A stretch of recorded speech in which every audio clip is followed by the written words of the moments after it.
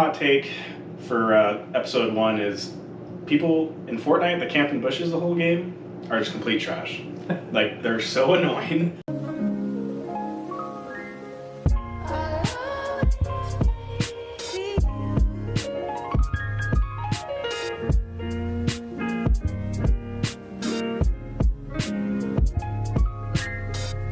Alright, what's up guys? Welcome to the first edition of RIDG Talk, episode 1. It's a new podcast series that we're starting.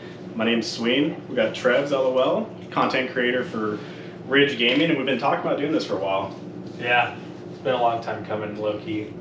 Low-key, we've been trying to figure out what we wanted to talk about, as well as just how we're going to do it. We want to start uploading more stuff to the YouTube account for RIDG Gaming, so we're planning on uploading these on Tuesdays, and hopefully there'll be a video uploaded on Tuesday every week. And then we'll also have the golf vlogs going up on Friday. So we're trying to get some more long form content on to the YouTube. Right now it's mostly shorts. Frank's been streaming his Game and Fit on there quite frequently this past couple weeks. So he'll be doing that more. So we're just trying to be active more on the YouTube. Obviously we stream on our Twitches, RIDG Gaming 21, and then Trev's got his Trevslol on twitch.tv. Yes, sir. So make sure you guys follow us over there. We stream on our channel pretty much Tuesday through Sunday. Weekends are, if we can. We got double yoke on Sunday, and then you got a new schedule, right? My schedule is Wednesday, Thursday, Saturday, Sunday. Saturdays vary though because it's the weekend. Yeah, but that's my schedule for right now. I plan on adding more stuff like Freaky Fridays and stuff moving forward, but we'll see what happens. Yeah, I was watching that stream. That was pretty funny. I don't know if I could actually play those games up. Dude, I was getting stressed out over that puzzle game like I was telling you. Dude, I was actually terrified.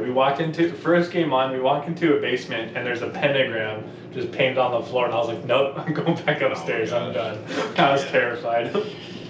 Yeah, maybe the RIDG guys will do that over on our channel for a special stream or something like that with all the guys together. That'd be hilarious. Maybe that actually might be a good video to do. That'd be comedy.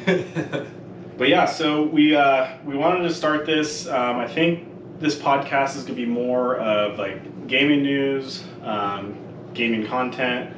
It's also gonna be just current events, and then also some hot takes thrown in there, which I definitely have some hot takes. I throw them out there a lot on stream, as you guys probably know if you do watch us, so I think that'll be pretty funny. And if we get some Ask Us Anything questions on Twitter or Discord and stuff, we'll throw those in at the end of the video too. So if you guys got any questions you want to ask us, leave a comment on the video. The gaming scene's a little stale right now. Yeah. Not much going on. What game are you looking forward to coming out either this fall or possibly into next year? I'm really looking forward, and I'm sure you are too. I'm looking forward to Modern Warfare 2. I have high hopes, but I don't have high expectations just with the track record the past couple of years. But I'm looking forward to all new Warzone and all new multiplayer experience. I kind of have my competitive juices flowing right now, so maybe we'll dabble with some competitive gaming when it comes out. But that's the main game. Everything else looks kind of stale. I think there's some Switch games that might be coming up that look pretty sick, but other than that, it's mainly just Call of Duty. Well, freaking Call of Duty every year is like, oh, this is the most advanced game we've ever made. They say that every freaking year, Yep. But Vanguard, I'm not gonna lie, I didn't play it, but I didn't really want to play it. It kind of looked like it was not fun. Warzone, in my opinion, hasn't been fun since they changed over to Caldera. Verdansk was more fun to play. We did get into Rebirth a little bit, which I do enjoy playing Rebirth. Yeah, I think Fortune's Keep was actually a pretty solid addition to the game right now. I enjoy Fortune's Keep, and I was playing Rebirth today. I was enjoying it too. But I think Fortune's Keep definitely revived Warzone a little bit for the Rebirth players, and I think they just gotta pull a big one to keep retention. I think it's gonna be solid as long as they listen to what people are telling them. Mm-hmm. Kind of how I feel like Fortnite does a pretty good job of that, even though the last couple weeks of Fortnite have been L since they took a vacation. Apparently they can't split up freaking vacation in a couple intervals for their whole company. They just, oh yeah, we're going on vacation, so the whole game's just going to go to crap. The game is in such a bad state right now. Like, the meta is pretty balanced. not balanced, but I'd say it's in a pretty good spot. But recently, the anti-cheat people must have taken a break too. I've been seeing cheaters all the time now, and just stupid bugs. When I loot a chest, all the loot goes through the wall, and I have to search for it. So it's in bug-wise, it's in a bad spot, but I would say it's probably one of the most solid games out right now. Well, I feel like people have been playing really weird too. Like when we've been playing games, like they're not playing how you would expect them to play. Like they're coming out of the storm and like just really random things. Like, dude, what the frick are you doing? Like, they're definitely playing weird for sure. Yeah. And I feel like the skill base is even higher now that no build's in, because all the people who are scared to build are in no build. So in build mode, it's a little bit more sweaty. It's a sweat fest, man. Yeah. Yeah, I'm looking forward to see what Warzone 2 is going to look like, especially if they can take what they learned from the first one and just make the next version better. I think it'd be cool if they had a map rotation that wasn't just like Caldera the whole time, or like, I agree. Or even if Warzone 2 comes out, maybe they redo like Caldera and Verdansk so it works better on Warzone 2. Because I enjoyed playing Verdansk, but I'm also kind of looking forward to playing like Search and Destroy and getting into playing some multiplayer on Modern Warfare 2. They did show a sneak peek of it at COD Champs this last weekend. It looks like they got some pretty banger maps coming out right now. They have an F1 map. That's all they've seen so far. It looked beautiful, so I'm really excited for that. And like I said, I'm excited for competitive. I really hope that who's the developer of the game? I believe Sledge. Is it Sledge? Yeah, is it Sledgehammer? No, it's Infinity Ward. Okay. Right? Well, because Sledgehammer just did. I'll look it up. I'm pretty sure Infinity Ward's doing Modern Warfare 2. They're moving into the 2-year dev cycle, and then Treyarch will be coming out with probably Black Ops 6 or something, because that's all they keep doing. Well, anyways, they are going in the 2-year cycle, so that could mean a lot of good things for this Call of Duty. There is going to be 2 COD champs for it. I am looking forward to ranked play, and I hope that they can make ranked play good. The last time ranked play felt like it was in a decent spot was Advanced Warfare, and ever since then it's been terrible. And I really want a solid ranked play so I can get the satisfaction of ranking up and climbing through and grinding, kind of like Valorant. I want a good ranking system. My only thing though is I feel like people just aren't into playing that style of shooter anymore. Like I understand Valorant and like the CS:GO scene, like that's different, but like grinding pubs and stuff or playing, like if they do have a good rank mode, I feel like that'll get more people in there. But I feel like people are just super into battle royales right now, or just strictly like basically search and destroy on like CS:GO and Valorant. Yeah, wrapping back to battle royales, I really hope it's not going to happen. If it does, someone can call me out on it. But I really hope that they can figure out a way to balance weapons on a broader range, so that you can see some diversity in what people are using. Right now it's meta, and that's it. Nothing, you can't be creative. And I would really like it to lean towards more of a balanced play system. Like Black Ops 2 felt pretty balanced for like the most part. Like you could use multiple SMGs, multiple ARs, and I'd like to get back to that for sure. Yeah. So if you could change or add one thing to a battle royale game, Warzone in particular, like what would you add or like change about the game? With Warzone, I haven't played much of Warzone. I've actually played Rebirth and Fortune's Keep more than actual Verdansk and stuff. But when I did play Verdansk, one of the things that I just wanted was balance. You know, if you didn't know what the meta was, you didn't stand a chance. Yeah, that's true. And I really kind of want skill-based matchmaking to be weaned back just a little bit, but what can you do with that? I feel like, not that they should cater to like people that can't play as much, but kind of piggybacking off like what you said is like, we freaking work full time. Like I don't have time to sit there and learn all the different guns or even grind them out. Like I'm not at a point in my life where I really want to do that. So it would be nice if you could use whatever gun and have a little bit more balance in there and not be such a grind fest to rank them up. Yeah, agreed. But then, because I feel like the meta is just consistently changing every time they update something. So it's like, if they could release more consistent guns on release and not have to change everything up, I think that'd be pretty solid. Which I think, hopefully, this new 2-year game drop thing's gonna cater to that, because they have a lot more time to develop the game. They don't have to rush. What else do we like? There's no other excuse other than putting more time in and working hard on it. I hope Microsoft backpedals and sticks it to PlayStation and gives us exclusivity again. Just because PlayStation people are annoying. So. Well, I mean, Call of Duty, COD League is now on PC. Yeah. So I'm kind of surprised they didn't go exclusive to Blizzard or something. But I don't think Microsoft is going to do that. They seem like they're pretty want to be one. So I mean, they own Activision now, so I'm sure everything's going to release probably the same time, and everyone will be happy. But I mean, back in the day, 360 had the exclusiveness. I was a 360 gamer, and Call of Duty League was it was MLG Pro COD back then, and it was on Xbox consoles. So I was on Xbox, and then when Black Ops 3 came out, they switched over to PS4. I was on PS4 for about a week, and I hated it and went back to Xbox One because you just can't do it. Yeah, we mentioned MLG. I just saw something on Twitter today where if you guys watched the Call of Duty event or champs over the weekend, like crowd was like making too much noise when people were trying to like ninja defuse. Yep. And it was back in the day, they used to have those boxes where they'd sit in. The soundproofing. And they said they should bring those back, which I agree. Like, that does kind of suck. Like, if you're going for like a ninja defuse or something, and then the crowd makes too much noise. Like, I know they wear those headphones and stuff, but the white noise is only going to carry so far. Yeah, that was definitely an issue. But 100 Thieves won.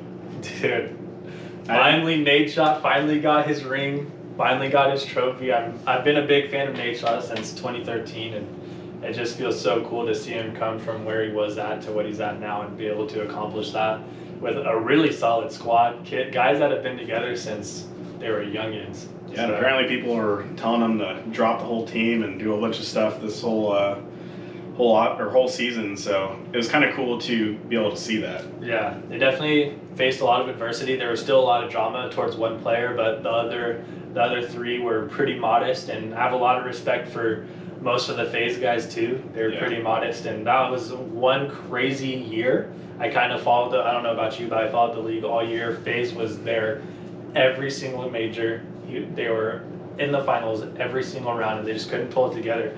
But they're going to be a force to be reckoned with. They're going to be hungry next year, so they're going to have to watch their backs. Yeah, it seemed like, 100 Thieves were the only ones to win back-to-back, right? Yep, they're the only ones to go. Anyone could win. I think everyone probably uninstalled Vanguard as soon as they got home. Oh, absolutely. They're just tired of the game. Yep. I mean, like I said, I didn't play it, but it just, in my opinion, I'm tired of World War games. Agreed. And, they went into the future a little bit. I personally have Black Ops 3 as my top COD game of all time. But just from the basis of how well-rounded the game was between multiplayer, zombies. I think I played the campaign, I don't know if I finished it, but then they had like the zombie arcade. And it was just a well-rounded game, and I think I got over level 1000 Prestige on that one. It's like the only one I've ever grinded, but I got high hopes for Call of Duty, so. I do too. This is going to be my early preemptive hot take. Advanced Warfare is the best Call of Duty ever released. I started playing games when Ghost was a brand new game at the end of the Black Ops 2 era, and I went into Advanced Warfare. I thought I was going to be terrible because of the jetpacks. I rose to the occasion for some reason, and I got really, really good. I won tournaments online, and I just loved the game. I grinded it. I was Master Prestige, whatever, and I loved the active camo, the exosuits. I just loved the game so much. I would have to argue a little bit on it, just because I really liked Advanced Warfare, and the campaign was really fun. It was fun. That's the only campaign I've ever played. But I would have to say the movement on that game compared to Black Ops 3. Agreed. I feel like Black Ops 3 had it pretty much dialed in. Yeah. Because after playing Black Ops 3, you didn't have to like press down on the analog stick to like boost and stuff. But I remember playing Advanced Warfare, and we were grinding for like the first couple months, whatever, but then it just like, we stopped playing for a couple weeks, and we just fell off. Like, people were just so much better. Yeah. And then I remember there was they had the guns that you could get in the packs that were like better than the ones you could not get Yeah. or get just from playing the game. So that was a big thing. Is people getting like the ASMR and There's the ASM-1 and the BAL were the top two guns people used, and they had like the Obsidian Steed and the other ones. yeah, I played so much I had all four yeah. legendary guns. But honestly, I got to the point where I grinded the game so much I would use the original variants and still destroy everybody, because I just played the game so much that I kept going. And I also turned into a claw gamer during that time. So I saw that all the Call of Duty pros had paddles, and I was like, I can't afford a paddle controller, so I got to figure it out. So I started playing claw, and that's when I skyrocketed in skill on that game. Well, Scump still does claw. Yeah, Scump's a claw gamer. I've tried it. I think I ended up buying a Scuff. So I didn't have to do it. Yeah. Now I've bought Scuffs, and I can't train my mind to hold a controller normally. If you ever see me holding a controller for anything, it's in claw formation. My issue is after using the Scuff is I don't like using a normal controller playing Call of Duty anymore. Yeah. I'm like, I need paddles, at least for jumping and crouching. Like I usually just use A and B for my paddles, but I think on Halo I was using 4 paddles, playing Infinite. That worked out pretty good too. Should we talk about Infinite? Halo Infinite? Man, yeah. Well, if you guys have been watching RIDG for a while, we were grinding Halo Infinite from release, and I think we played it for a couple months straight. I got to Obsidian. Is it Obsidian? Onyx. Onyx, yeah, Onyx on ranked play and stuff, and it was fun. And then we started. I think it's when we started playing Fortnite, and we kind of just stopped playing Halo for a little bit. But then, ever since then, it's just been kind of. That game has definitely fallen off. They need to pull it out of their butt once again. They need to have VR. A Halo VR would go crazy. I feel like they're going to. I guess something we gotta remember is like it's on a 10-year dev cycle, so like that could be in their plan, but I feel like they just didn't prepare enough for like the initial release, and like the first season was like 6 months long or something. It was like, crazy long. That's insane. I don't know. Just this day and age, you have to have content pumping out almost weekly to really keep people engaged, and obviously Fortnite kind of changed. I would say you could thank Fortnite for that. Fortnite changed how that looks, and people have pretty much copied them since. I mean, just look at the battle passes, but yeah, Halo's. I think they'll pull through. I mean, it's still a solid game. It's just lack of content. Yeah. And they should have had. If they would have had Forge come out from release, I think it would have been a different story. So I think that's coming out here in the next week or two. That'd be good. I remember playing Halo Reach, and I don't remember playing anything but Forge on that game. We just make race raids, and for the quads and all kinds of stuff. I will say, from this last year with Infinite and Call of Duty, Halo definitely blew them out of the water. They had a tournament for the pro scene immediately. Yeah. Oh, yeah. Call of Duty didn't do a single pro thing till like 2-3 months in. So I do think that was huge, and it actually was going crazy. They had like 150,000 people watching them at one point on their live stream. So I remember that. Yeah.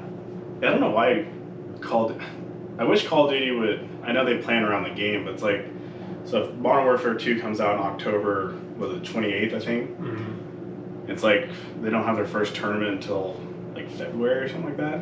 Yeah, that's when COD League starts. That's too long.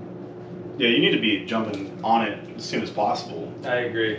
Or at least release a ranked play with the opening, so that they have something to work for. Do that. Maybe do a couple filler tournaments leading up to COD League. I agree. Because by the time the league starts, like, this is kind of far out. Like, people are kind of overplaying the game. But I guess they got the holiday season where kids get it and stuff. But yeah, it'll be interesting to see if they change anything like that from this last year. Well, I am going to hold them to a lot, not this game, but the next game that comes out, I'm going to be holding whoever that developer is to a lot higher standard. They had 2 years to work on the game. They had 2 years to fix bugs before. Well, technically, they've had 3 years to work on their games when all 3 of them were working. True. But now, I don't know if Sledgehammer is solely making games anymore. I'm not sure. I think they might just be integrating with Treyarch and Infinity Ward. I could be misspoken on that, but I mean, Treyarch usually has been releasing some pretty solid games. I feel like they just kind of fell into the, you guys need to crank out a COD, and then I was just like, all right, well, it's freaking Black Ops 4, and then was it Black Ops 5, or Black Ops Cold War? Cold War, which Cold War was fun. We played that online a little bit, and I don't have the time to play as much, so. I was just a sniper guy in Cold War, and then that was all I did. It'll be interesting to see how we change up our streams and stuff, because, I mean, definitely on the RIDG Gaming channel, we are maining Fortnite right now, and then we throw on some other streams, so we'll see if that affects our streams at all by playing. I mean, there's gonna be a whole bunch of people playing, so I think we pretty much set it up to where we kind of play whatever, and people, our true supporters that don't care what we play, then obviously, like, if you just want to grind one game, that's probably the best way to grow. But yeah, for sure. Looking forward to Modern Warfare 2 coming out. I don't know if there's any other games that pique my interest at this time. I'm more into competitive games, so I would like to start playing Valorant again a little bit more once I get some time. But I would like it if Valorant made our servers come back so that we didn't have a steady 90 ping. yeah, So I could actually enjoy the game. yeah. My friends climbed up to Diamond 3 on 90 ping, but I just do not have the patience for that. No, hopefully the fiber gets installed soon, and we'll be gaming by then. Our streams will be a lot more crispy, that's for sure. But yeah, well, Trev, he threw out his hot take. My hot take for episode 1 is people in Fortnite that camp in bushes the whole game are just complete trash. Like, they're so annoying. I understand if you're in a gunfight or something, you need to hop in a bush really quick and do that, but like, if you literally just camp in a bush the whole time, like, you suck. Like, and maybe I just suck at the game and I can't take them out, but like, I feel like the bushes are so OP because you can't see into them, but you can just see clear as day through the bush when you're in them. Yep. It's like freaking when PUBG had the settings where people that were playing on good graphics could have all the foliage and all the grass super high, and then people would just turn their graphics down and they just see you laying down in the field like an idiot and just snipe you. It's like, oh man. I don't know. Yeah, I think Fortnite's in a weird spot for sure right now. Definitely got a lot of rats right now. No, it's been fun though. It's been fun actually getting into Fortnite and somewhat getting into like the storyline and stuff. We're definitely, me and the boys are definitely don't have that much time to do all that, and we only quest when we get called out by Coffee Queen on Twitch. So we've been trying to grind a little bit more and do it, but no, Fortnite's been fun. It's a good family friendly game. It's fun to play with the kids and stuff, and seems kind of like we've seen a lot of growth playing Fortnite, so we'll still keep maining Fortnite.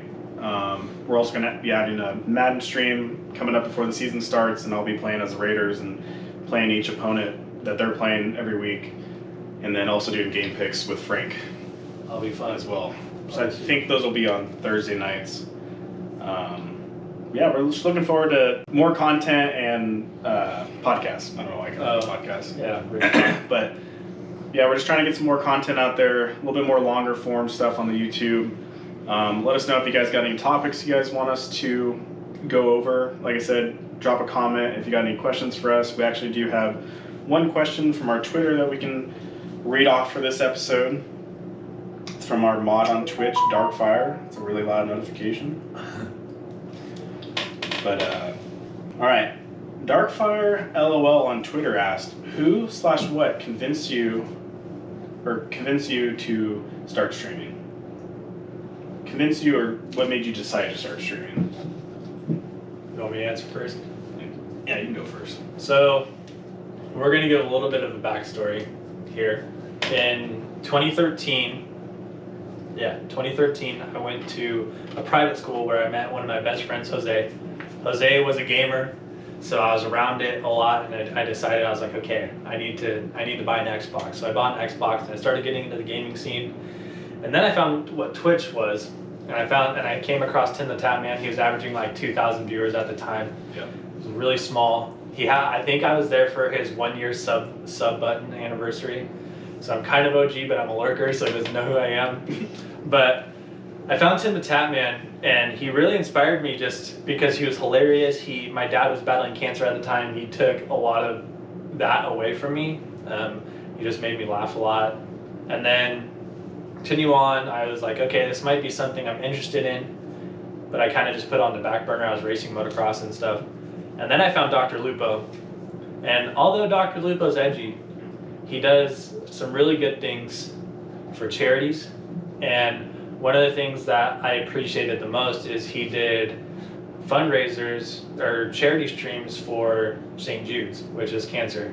And that hit home for me because my dad battled cancer. So after that, I saw Twitch donated I think it was like $100,000 to him one time, and I was like, okay, this is something that I want to change the world. And that's when I finally decided. I was like, yep, I'm getting into streaming. I'm getting into content. Was that moment, and it's been up and down ever since. That's pretty cool though. Like just kind of the little connections there and stuff, and finding out why, the reason why it really got you into it. Yeah. I think it's cool. It's not just like, well, I'm just decided to do it one day. No, it was a build up. It took some convincing from honestly super amazing guys in the industry.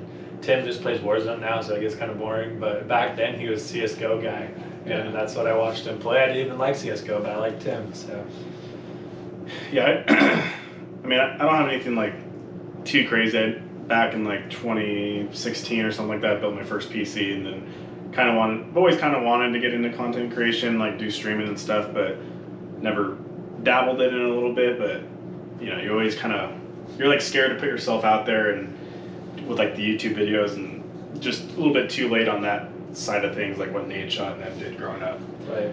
But then Frank and myself back in 2020 were we used to just talk about stuff all day at work, just like what can we do like to start a business and stuff. And then back in November of 2020 is when we started talking about starting a business and like what we wanted to do. Originally it was going to be Freedom Boys. That was our name. And we had an original idea that we wanted to start with, but pretty quickly realized like that was way too expensive for starting off. And then we kind of pivoted a little bit to get into like, hey, let's just start on Tuesdays. We're going to start streaming. We started streaming on Facebook and Twitch and everything. And then it was just Dave came along about a month later and joined RIDG Gaming. And we just wanted to create a platform where we can be a good example for our kids and also just try to help others. Our motto is game and give, as you can see on the sign. And we just wanted to, it was fun just to get together every Tuesday and have something to do with the guys. And then just kind of doing some in-person events and stuff. So it's definitely been crazy. We started full-time on Twitch this last December. So we'll be coming up on a year this December. And I never would have thought we'd have freaking 15 average viewers or 10 to 15. Like that's crazy to think, like, because when a lot of people start off and you get discouraged because you don't get it, but we're just super consistent with it. And just to look back where we're at and then now where we're at now is just kind of like mind blowing. Yeah. To me, like, or just hitting like 100,000 views on YouTube is just kind of that's huge. This is crazy. So we're definitely pumped to keep this thing going and keep growing and trying to innovate a little bit and doing more in-person events, tournaments, and really just try to grow something that's unique, different, and something that we can ultimately give back to other people, help out other people in town. And that doesn't even have to be in town, it could be out of town. Yeah. Met some great people on Twitch. Shout out Benny Shu.